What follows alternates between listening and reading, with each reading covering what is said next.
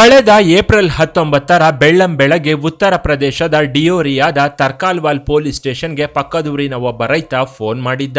ವ್ಯವಸಾಯದ ಕೆಲಸದ ಮೇಲೆ ಜಮೀನಿಗೆ ಹೋಗ್ತಿದ್ದಾಗ ರಸ್ತೆಯಲ್ಲಿ ಒಂದು ಟ್ರಾಲಿ ಬ್ಯಾಗ್ ಆತನ ಕಣ್ಣಿಗೆ ಕಾಣಿಸಿತ್ತು. ಅದರಲ್ಲಿ ರಕ್ತದ ಕಲೆಗಳಿದ್ವು.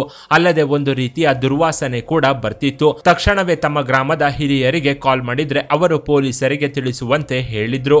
ಹೀಗಾಗಿ ಆತನೇ ಪೊಲೀಸರಿಗೆ ಫೋನ್ ಮಾಡಿ ವಿಷಯವನ್ನ ತಿಳಿಸಿದ್ದ. ಸ್ಥಳಕ್ಕೆ ಫಾರೆನ್ಸಿಕ್ ಟೀಮ್ ಜೊತೆ ಪೊಲೀಸರು ಬಂದಿದ್ರು. ಯಾಕಂದ್ರೆ ಟ್ರಾಲಿ ಬ್ಯಾಗ್ ಮೇಲೆ ರಕ್ತದ ಕಲೆಗಳಿವೆ ಅಂದ್ರೆ ಅದು ಖಂಡಿತ ಡೆಡ್ ಬಾಡಿ ಆಗಿರುತ್ತೆ ಅನ್ನೋದು ಪೊಲೀಸರ ನಂಬಿಕೆಯಾಗಿತ್ತು.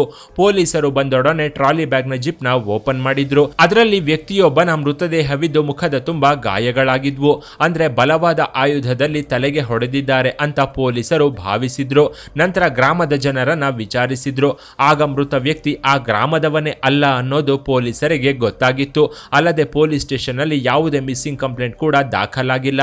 ಮತ್ತೆ ಈ ಮೃತದೇಹ ಯಾರದ್ದು ಅಂತ ಕಂಡು ಹಿಡಿಯೋದೇ ಪೊಲೀಸರಿಗೆ ಒಂದು ದೊಡ್ಡ ಸವಾಲಿನ ಕೆಲಸವಾಗಿತ್ತು. ಇತ್ತ ಫಾರೆನ್ಸಿಕ್ ಟೀಮ್ ಸಾಕ್ಷಿಗಳನ್ನ ಹುಡುಕೋಕೆ ಶುರು ಮಾಡಿತ್ತು. ಆದ್ರೂ ಮೃತದೇಹಕ್ಕೆ ಸಂಬಂಧಿಸಿದಂತೆ ಯಾವುದೇ ಕ್ಲೂ ಕೂಡ ಸಿಕ್ಕಿರಲಿಲ್ಲ. ಆದ್ರೆ ಟ್ರಾಲಿ ಬ್ಯಾಗ್ಗೆ ಏರ್ಪೋರ್ಟ್ ಆಗಿದ್ದು ಬ್ಯಾಗ್ ನಲ್ಲಿ ಒಂದು ಸಿಮ್ ಕಾರ್ಡ್ ಕೂಡ ಸಿಕ್ಕಿತ್ತು. ಅದರ ಮೂಲಕ ನೆಟ್ವರ್ಕ್ ಗಮನಿಸಿದ್ರೆ ಅದು ದುಬೈ ಸಿಮ್ ಅನ್ನೋದು ಪೊಲೀಸರಿಗೆ ಗೊತ್ತಾಗಿತ್ತು. ಹೀಗಾಗಿ ಈ ಕೊಲೆ ಹಿಂದೆ ದೊಡ್ಡ ಕಥೆಯೇ ಇರುತ್ತೆ ಅಂತಾನೆ ಪೊಲೀಸರು ಊಹಿಸಿದ್ರು. ಮೃತದೇಹ ಸಿಕ್ಕ ಕೆಲವೇ ಕ್ಷಣಗಳಲ್ಲಿ ಎಸ್ಪಿ ಅರವಿಂದ್ ಸೇರಿದಂತೆ ಉನ್ನತಾಧಿಕಾರಿಗಳು ಶ್ವಾನದಳದೊಂದಿಗೆ ತನಿಖಾ ಸ್ಥಳಕ್ಕೆ ಬಂದಿದ್ರು. ಎಷ್ಟೇ ತನಿಖೆ ನಡೆಸಿದ್ರು ಶ್ವಾನಗಳು ಮೇನ್ ರೋಡ್ ವರೆಗೂ ಹೋಗಿ ಕುಯ್ಗುಟ್ಕೊಂಡು ವಾಪಸ್ ಬರ್ತಿದ್ವು. ಅಂದ್ರೆ ಕೊಲೆಗಾರರು ಯಾವುದೋ ವೆಹಿಕಲ್ ನಲ್ಲಿ ಬಂದಿದ್ದಾರೆ ಅಂತ ಪೊಲೀಸರು ಭಾವಿಸಿದ್ರು. ಸ್ಪೆಷಲ್ ಟೀಮ್ ಜೊತೆ ಟ್ಯಾಗ್ ತಗೊಂಡು ಲಕ್ನೋ ಇಂಟರ್ನ್ಯಾಷನಲ್ ಏರ್ಪೋರ್ಟ್ಗೆ ಹೋಗಿ ಅಲ್ಲಿ ಟ್ರಾಲಿ ಬ್ಯಾಗ್ ನಲ್ಲಿ ಸಿಕ್ಕ ಟ್ಯಾಗ್ ಬಗ್ಗೆ ವಿಚಾರಿಸಿದ್ರು. ಆಗ ಮೃತ ವ್ಯಕ್ತಿಯ ವಿವರಗಳನ್ನ ಪಾಸ್ಪೋರ್ಟ್ ಮೂಲಕ ತಿಳ್ಕೊಂಡಿದ್ರು. ಆಗ್ಲೇ ಸತ್ತ ವ್ಯಕ್ತಿ 30 ವರ್ಷದ ನೌಷದ್ ಪಾಷಾ ಅನ್ನೋದು ಗೊತ್ತಾಗಿತ್ತು. ಈ ನೌಷದ್ ಗ್ರಾಮಕ್ಕೂ ಇವನ ಮೃತದೇಹ ಸಿಕ್ಕ ಜಾಗಕ್ಕೂ 60 ಕಿಲೋಮೀಟರ್ ದೂರವಿತ್ತು. ಮಧ್ಯದಲ್ಲಿ ಟೋಲ್ ಗೇಟ್ ಹತ್ರ ಇದ್ದ ಸಿಸಿಟಿವಿಯನ್ನ ಸಹ ಪರಿಶೀಲಿಸಿದ್ರು. ಬಳಿಕ ಲೋಕಲ್ ಪೊಲೀಸರ ಸಹಾಯದಿಂದ ನೌಷದ್ ಇದ್ದ ಗ್ರಾಮಕ್ಕೆ ಪೊಲೀಸರು ಎಂಟ್ರಿ ಕೊಟ್ಟಿದ್ರು. ಮೊದಲಿಗೆ ನೌಷದ್ ತಂದೆ ತಾಯಿಯನ್ನ ನಿಮ್ಮ ಮಗ ಎಲ್ಲಿ ಅಂತ ಕೇಳಿದ್ರು. ಇದಕ್ಕೆ ಉತ್ತರಿಸಿದ ಅವರು ಹೆಂಡತಿ ಮನೆಯಲ್ಲಿರ್ತಾನೆ ಅಂತ ಅಂದಿದ್ರು. ಬಳಿಕ ನೌಷದ್ ಮನೆಗೆ ತೆರಳಿ ವಿಚಾರಿಸಿದಾಗ ನೌಷದ್ ಹೆಂಡತಿ ರಜಿಯಾ ಸುಲ್ತಾನ ನನ್ನ ಗಂಡ ಸ್ನೇಹಿತರ ಜೊತೆ ಹೋಗಿದ್ದಾನೆ. ಇದನ್ನ ಬಿಟ್ರೆ ನನಗೇನು ಗೊತ್ತಿಲ್ಲ. ನಿನ್ನೆ ನನ್ನ ಜೊತೆ ಊಟ ಮಾಡಿ ಹೋಗಿದ್ರು ಅಂತ ಹೇಳಿದ್ಲು. ಇಲ್ಲಿಗೆ ಹೆಂಡತಿಯ ಕೊಲೆಗಾತಿ ಅನ್ನೋದು ಪೊಲೀಸರಿಗೆ ಕನ್ಫರ್ಮ್ ಆಗಿತ್ತು. ಯಾಕಂದ್ರೆ ಹಿಂದಿನ ದಿನ ಬೆಳಗ್ಗೆ ಬಾಡಿ ಸಿಕ್ಕಿದ್ರು ನೌಷದ್ ಹೆಂಡತಿ ನಿನ್ನೆ ನನ್ನ ಗಂಡನ ಜೊತೆ ಊಟ ಮಾಡಿದ್ದೆ ಅಂತ ಹೇಳಿದ್ಲು. ಇದರಿಂದ ಹೆಂಡತಿ ಮೇಲೆ ಅನುಮಾನ ಪಟ್ಟ ಪೊಲೀಸರು ಪ್ರತ್ಯೇಕವಾಗಿ ಅವಳನ್ನ ವಿಚಾರಿಸೋಕೆ ಮುಂದಾಗಿದ್ರು. ಮೊದಲಿಗೆ ನನಗೇನು ಗೊತ್ತಿಲ್ಲ, ಹೊರಗೆ ಹೋಗಿದ್ದಾರೆ ಅಂತಷ್ಟೇ ಹೇಳಿದ್ಲು. ಆದ್ರೆ ಪೊಲೀಸರು ಮನೆ ಪೂರ್ತಿ ಚೆಕ್ ಮಾಡಿದಾಗ ನೌಷದ್ ರೂಮ್ ನ ಮಂಚದ ಕೆಳಗೆ ಇನ್ನೊಂದು ಟ್ರಾಲಿ ಬ್ಯಾಗ್ ಇದ್ದು ಅದರ ಮೇಲೂ ರಕ್ತದ ಕಲೆಗಳಿದ್ವು. ಇದನ್ನ ನೋಡಿದ ಪೊಲೀಸರಿಗೆ ಇವಳೇ ಕೊಲೆಗಾತಿ ಅನ್ನೋದು ಕನ್ಫರ್ಮ್ ಆಗಿತ್ತು. ಮನೆಯಲ್ಲೇ ಹತ್ಯೆ ಮಾಡಿ ಚಿಕ್ಕ ಬ್ಯಾಗ್ ನಲ್ಲಿ ಮೃತದೇಹ ಇಡೋಕೆ ಪ್ರಯತ್ನಿಸಿದ್ರು. ಬ್ಯಾಗ್ ಚಿಕ್ಕದಾಗಿದ್ರಿಂದ ಮೃತದೇಹ ಇಡೋಕೆ ಸಾಧ್ಯವಾಗದೆ ದುಬೈನಿಂದ ತಂದ ಬ್ಯಾಗ್ ನಲ್ಲಿ ಶವವನ್ನ ತುರುಕಿದ್ರು. ಆದ್ರೆ ಅದರಲ್ಲಿದ್ದ ಟ್ಯಾಗ್ ನ ತೆಗೆಯೋದನ್ನ ಮರೆತಿದ್ರು. ಅಲ್ಲದೆ ದುಬೈಗೆ ಸೇರಿದ ಪತ್ರಗಳು ಸಹ ಅದರಲ್ಲಿದ್ವು. ಆದ್ರೆ ಲೋಕಲ್ ಅಡ್ರೆಸ್ ಮಾತ್ರ ಇರಲಿಲ್ಲ. ಒಂದು ಸಿಮ್ ಕಾರ್ಡ್ ಕೂಡ ಅದರಲ್ಲೇ ಇದ್ದು ರಕ್ತದ ಕಲೆ ಇದ್ದ ಬ್ಯಾಗ್ ನ ಪೊಲೀಸರು ವಶಕ್ಕೆ ಪಡೆದು ನೌಷದ್ ಪತ್ನಿಯನ್ನ ಕಸ್ಟಡಿಗೆ ತಗೊಂಡಿದ್ರು. ಹೀಗೆ ವಶಕ್ಕೆ ಪಡೆದು ಪೊಲೀಸರು ತಮ್ಮದೇ ಸ್ಟೈಲ್ ಅಲ್ಲಿ ವಿಚಾರಣೆ ಮಾಡಿದಾಗಲೇ ಬುರ್ಕಾ ಹಿಂದಿನ ಬೀಬಿಯ ಬೆತ್ತಲಾಟ ಬಟಾ ಬಯಲಾಗಿತ್ತು.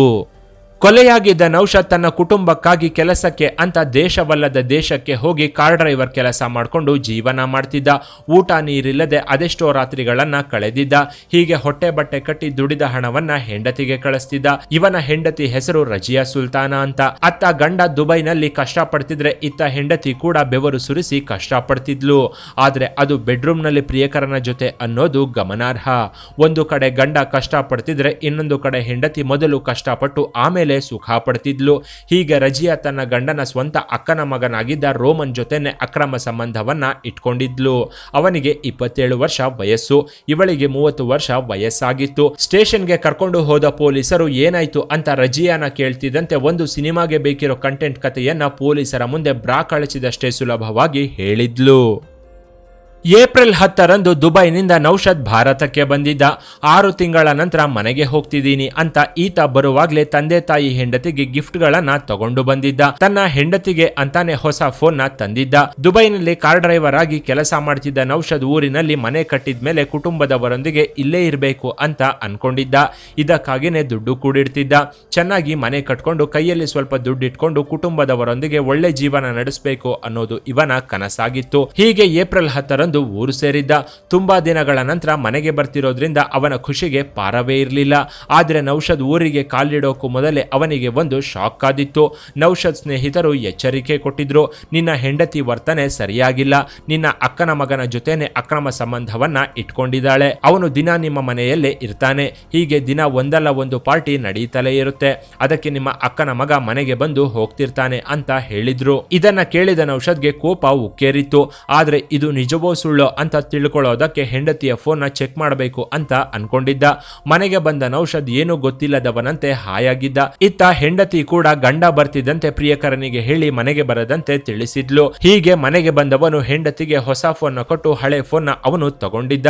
ಅದರಲ್ಲಿದ್ದ ಫೋಟೋಗಳು ಹಾಗೂ ಮೆಸೇಜ್ ಗಳನ್ನ ಗಂಡ ನೋಡ್ತಾನೆ ಅಂತ ರಜಿಯಾ ಅನ್ಕೊಂಡಿರ್ಲಿಲ್ಲ. ಯಾವಾಗ ನೌಷದ್ ತನ್ನ ಪತ್ನಿ ರಜಿಯಾ ಫೋನ್ ನ ಜಾಲಾಡಿದ್ನೋ ಆಗ್ಲೇ ಇವಳ ಕಾಮದಾಟ ಇಂಚಿಂಚಾಗಿ ಬಯಲಾಗಿತ್ತು. ಮೊಬೈಲ್ ನಲ್ಲಿ ರಜಿಯಾ ಹಾಗೂ ಅವಳ ಪ್ರಿಯಕರನ ನಡುವೆ ಒಂದು ದೊಡ್ಡ ಕಾಮಯುದ್ಧವೇ ನಡೆದು ಹೋಗಿತ್ತು. ಚಾಟಿಂಗ್ ನಲ್ಲಿ ಇಬ್ಬರ ಹಸಿ ಬಿಸಿ ಮಾತುಗಳು, ಬೆತ್ತಲೆ ಫೋಟೋಗಳು, ರಜಿಯಾ ದೇಹದ ಎಲ್ಲ ಅಂಗಾಂಗಗಳ ಫೋಟೋಗಳು ಇವಳ ಫೋನ್ ನಲ್ಲಿ ತುಂಬಿ ಹೋಗಿದ್ವು. ಈ ಎಲ್ಲ ಮೆಸೇಜ್ ಗಳನ್ನ ನೋಡಿದ ನೌಷದ್ ಪಾಷಾ ಪಾಷಾಣ ತಿಂದ ಮೂಗಿಲಿಯಂತೆ ಒದ್ದಾಡಿ ಹೋಗಿದ್ದ. ಹೆಂಡತಿ ಮೇಲೆ ಕೋಪಗೊಂಡ್ರು. ಈ ವಿಚಾರ ಯಾರಿಗಾದ್ರೂ ಗೊತ್ತಾದ್ರೆ ಮಾನ ಹೋಗುತ್ತೆ ಅನ್ಕೊಂಡೆ ನೌಷದ್ ಪಾಷಾ ತನ್ನ ತಂದೆ ತಾಯಿಗೂ ಹೇಳದೆ ಬೇಸತ್ತಿದ್ದ. ಅತ್ತ ಹೆಂಡತಿಗೆ ಬೈಯೋಕು ಆಗದೆ, ಇತ್ತ ತನ್ನ ಅಕ್ಕನ ಮಗ ರೋಮನ್ಗೆ ಬುದ್ಧಿ ಹೇಳೋಕು ಆಗದ ಪರಿಸ್ಥಿತಿ ನಿರ್ಮಾಣವಾಗಿತ್ತು. ಇದರಿಂದ ತನ್ನ ಅಕ್ಕನ ಮಗನಿಗೆ ಇನ್ಮುಂದೆ ಮನೆಗೆ ಬರಬೇಡ ಅಂತಷ್ಟೇ ಎಚ್ಚರಿಕೆ ಕೊಟ್ಟಿದ್ದ. ತನ್ನ ಪ್ರಿಯತಮನ ಜೊತೆಗಿನ ಮಂಚದ ಮೇಲಿನ ಮಲ್ಲೆ ಯುದ್ಧಕ್ಕೆ ಗಂಡ ಕಡಿವಾಣ ಹಾಕ್ತಿದ್ದಂತೆ ರಜಿಯಾಗಿ ಕಾಮ ಕೆರಳಿ ಹೋಗಿತ್ತು. 6 ತಿಂಗಳ ಗ್ಯಾಪ್ ಬಳಿಕ ದುಬೈನಿಂದ ಬಂದಿದ್ದ ಗಂಡ ರಜಿಯಾಗಿ ಎತ್ತೆತ್ತಿ ಹೊಡೆದ್ರು ಅವಳಿಗೆ ತೃಪ್ತಿಯಾಗ್ತಿರ್ಲಿಲ್ಲ. ಇದೇ ಬೇಸರದಲ್ಲಿ ಗಂಡ ಹೊರಗೆ ಹೋಗ್ತಿದ್ದಂತೆ ತನ್ನ ಪ್ರಿಯಕರನನ್ನ ಮನೆಗೆ ಕರೆಸಿಕೊಳ್ತಿದ್ದ ರಜಿಯಾ ಅವನ ಜೊತೆ ಸೇರಿ ರಸದಾರಿಯನ್ನೇ ಜಿರುಗಿಸಿ ಬಿಡ್ತಿದ್ಲು.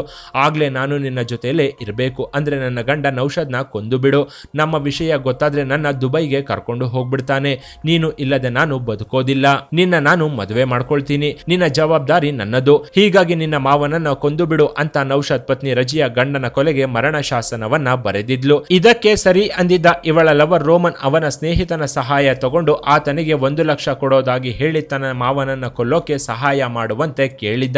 1 ಲಕ್ಷದ ಆಸೆಗೆ ಬಿದ್ದ ಇವನ ಸ್ನೇಹಿತ ನೌಷದ್ನ ಕೊಲೆ ಮಾಡೋದಕ್ಕೆ ಕೈ ಜೋಡಿಸಿದ್ದ. ಹೆಂಡತಿಯ ಕಾಮದಾಟದ ಬಗ್ಗೆ ತನ್ನ ಊರಿನಲ್ಲಿ ಯಾರಿಗೂ ತಿಳಿಯದ ಹಾಗೆ ನೌಷದ್ ಮ್ಯಾನೇಜ್ ಮಾಡಿದ್ದ.